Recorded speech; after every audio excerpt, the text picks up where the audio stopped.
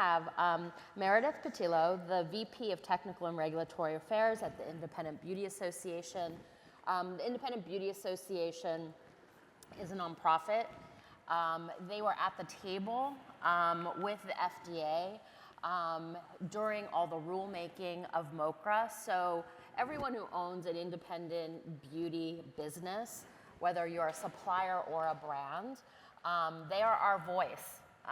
They are there to make sure we are also taken care of and considered when when this legislation is being passed.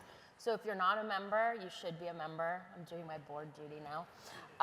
But seriously, it's a fantastic community and a wealth of information. So with that, Meredith, I'm hoping you can give us sort of just a kind of short, sweet top line. We have a download that you guys can get with more detail. The Indie Beauty Association is always available as well to go in more depth, but this is just super top line. So everyone's been in this MoCRA scramble. Can you give us a quick update on where we stand? What are the upcoming deadlines? And what are there any, well, I know there are pain points that have surfaced. What are they? Absolutely, and thank you, Kelly and the BeautyMatter team. John mentioned the different facets and the angles that BeautyMatter takes on the industry, and we're so appreciative that BeautyMatter is supporting regulatory affairs and legal compliance as one of those foundational blocks that this industry needs to be built on. So this might not be the most fun topic of the day, but I promise this will be really high level, and you're going to see how fun I am, because the first thing I'm going to say is that this conversation should not be construed as legal, regulatory, or business advice.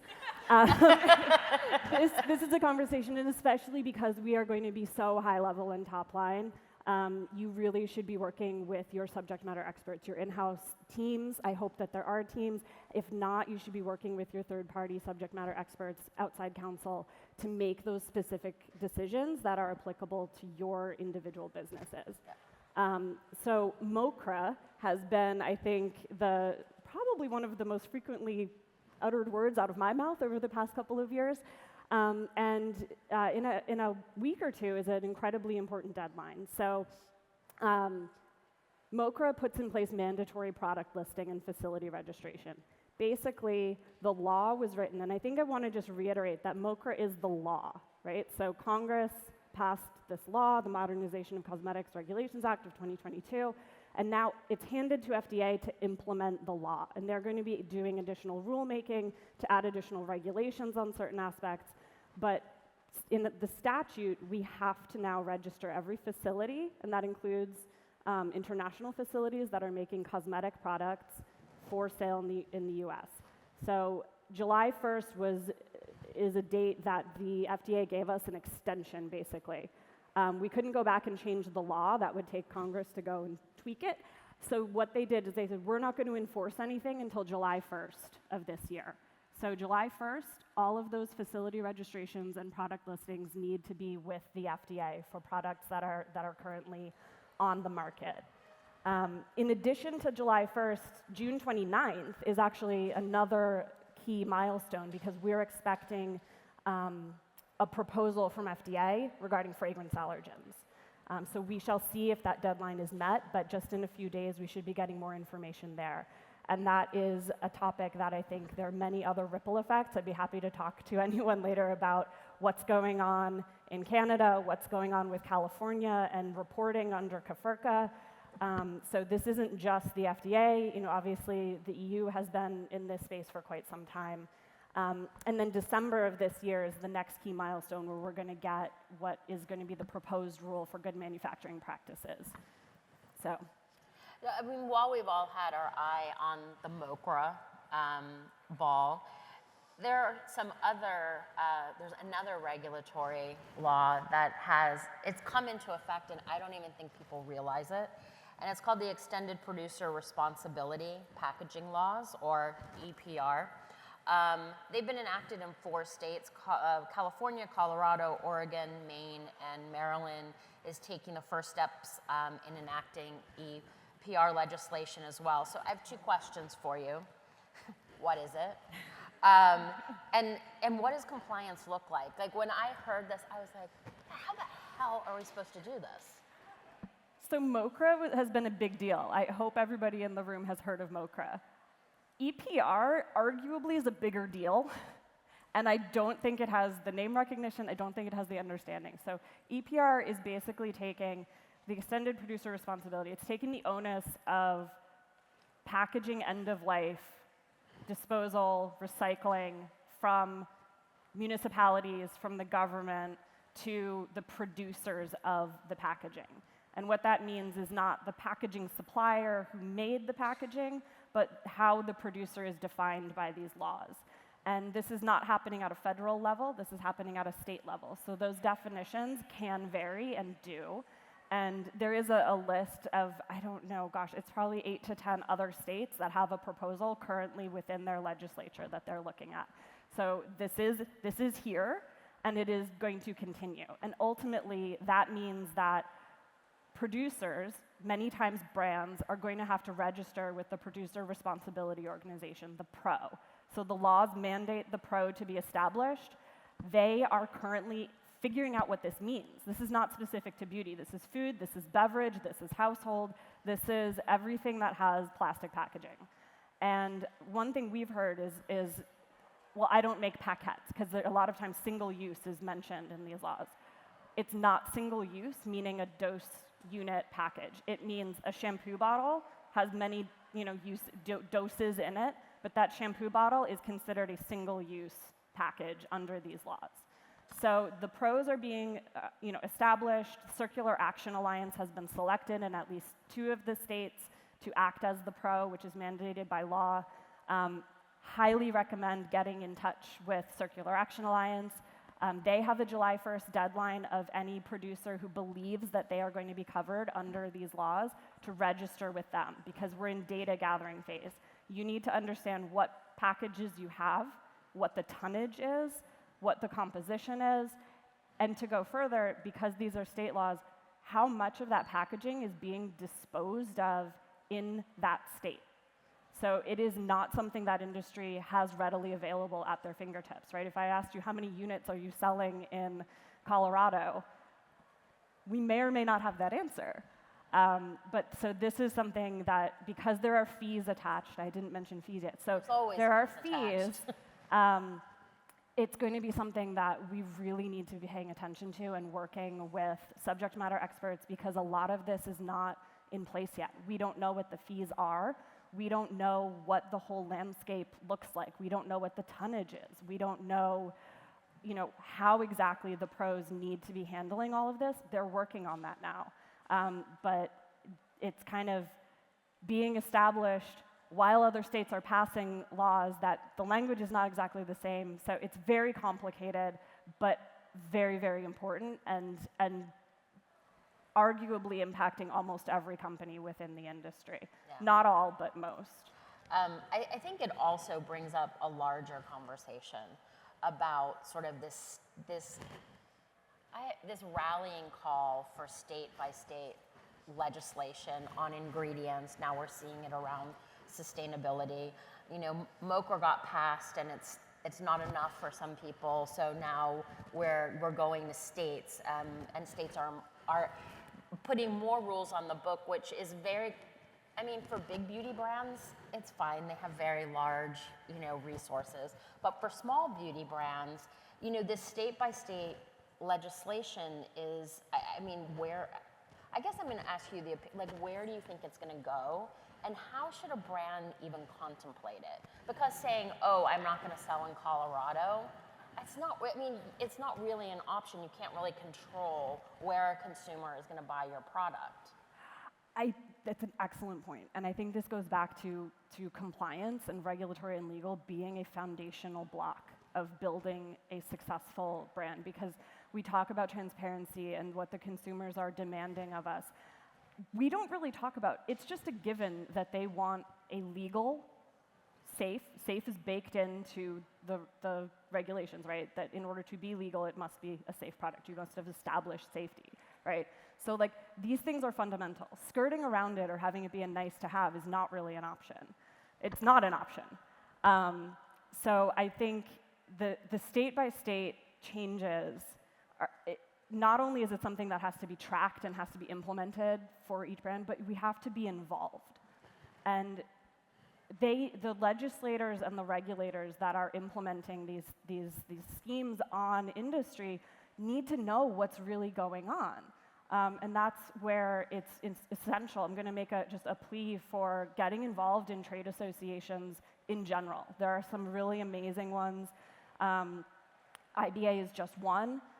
But we are not only tracking this and keeping you updated about what's going on and what's happening and can give you help and resources and recommendations for subject matter experts, but we're your voice so that when we are tracking several hundred bills, proposals just in the US, right?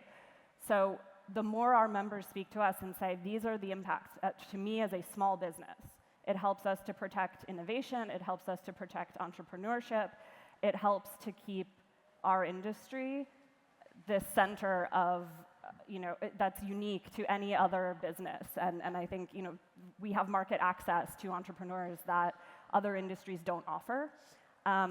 So if all of these state legislatures, because they're hearing from a lot of voices and they're getting a lot of pressure, but if they're not hearing from us as well, specifically the indie beauty community, yes, we're going to have, that list of the 10 countries this morning was really interesting because those are mostly, not all, unique regulatory schemes. If then the United States becomes 50 unique regulatory schemes, that's going to be something that is just not serving the consumer. It's not serving, the industry. It becomes an insurmountable challenge. Yeah. I mean, also, I think, trade organizations like the Independent Beauty Association also need our voices when these bills are being considered, that we go to our lawmakers and explain to them the impact they're going to have on our business. I mean, they're in Washington. They don't know what it takes to build a beauty industry, and there's a lot of spin out there. So we also need to use our voices to make sure that our businesses are being protected. One last question for you is sort of moving beyond the US market. Can you give us a rundown of regulatory changes that are happening kind of on the international stage? There are a lot of them happening around sustainability, which go all the way down the supply chain to your ingredient suppliers. There's one around vitamin A, isn't there? So there have been some ingredient restrictions on retinol in the EU. I think that is important to talk about the restrictions, right? Because I think there's there's sometimes a mix-up of verbiage about prohibitions and bans versus restrictions. And so there are certain ingredients that wind up with certain percentage levels for certain product uses, certain product categories. So that is certainly one that's worth tracking, especially because a lot of state legislatures are looking at the EU. The EU has recently expanded their fragrance allergen disclosure list, so the labeling requirements is now in the 80s versus the original 26. Important to note that Canada has now just adopted those fragrance allergen labeling requirements as well. California has included the EU list, and so these things are happening by reference by inclusion, right? They're pointing to the EU list directly, rather than pulling this in themselves and assessing ingredient by ingredient. They're just saying, hey, we want that, and then now that's in our state law. So we are going to be required to disclose, not label, but disclose the EU allergens to the state of California under the existing Safe Cosmetics program there.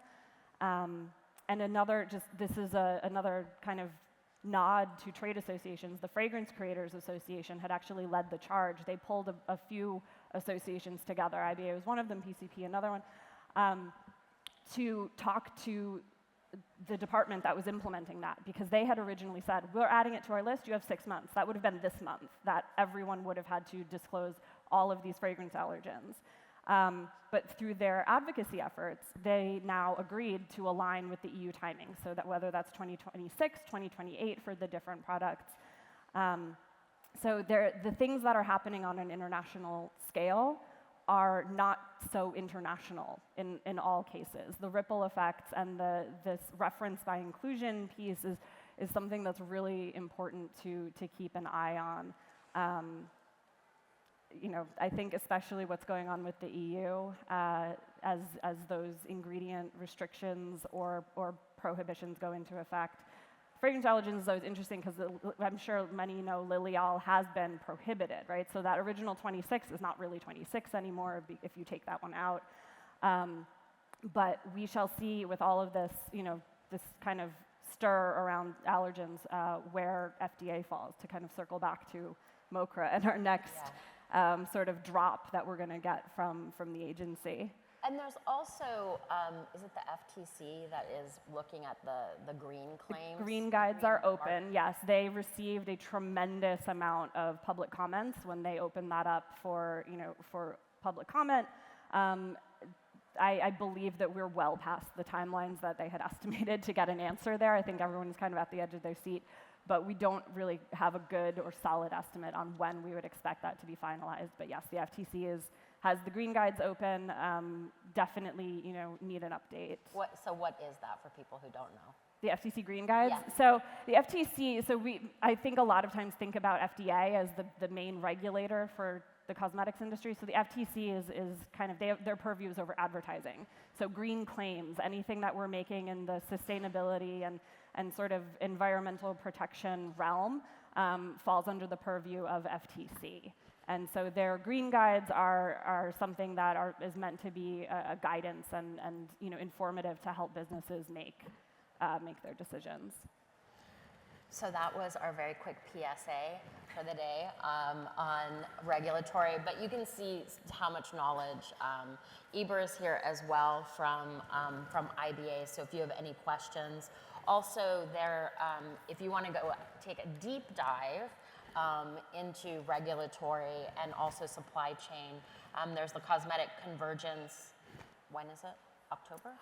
September 11th and 12th is our next one. Our spring symposium, we did have 2 dedicated sessions to EPR. We had Circular Action Alliance speak, and so there's a lot of information that if companies are looking to kind of quickly get up to speed, there's a lot of education that's out there in the industry, so we'd be happy to point you in the right direction for where to find that. And membership also for IBA, not to do another membership push, but it's for your entire team. So it's a great resource for your entire team.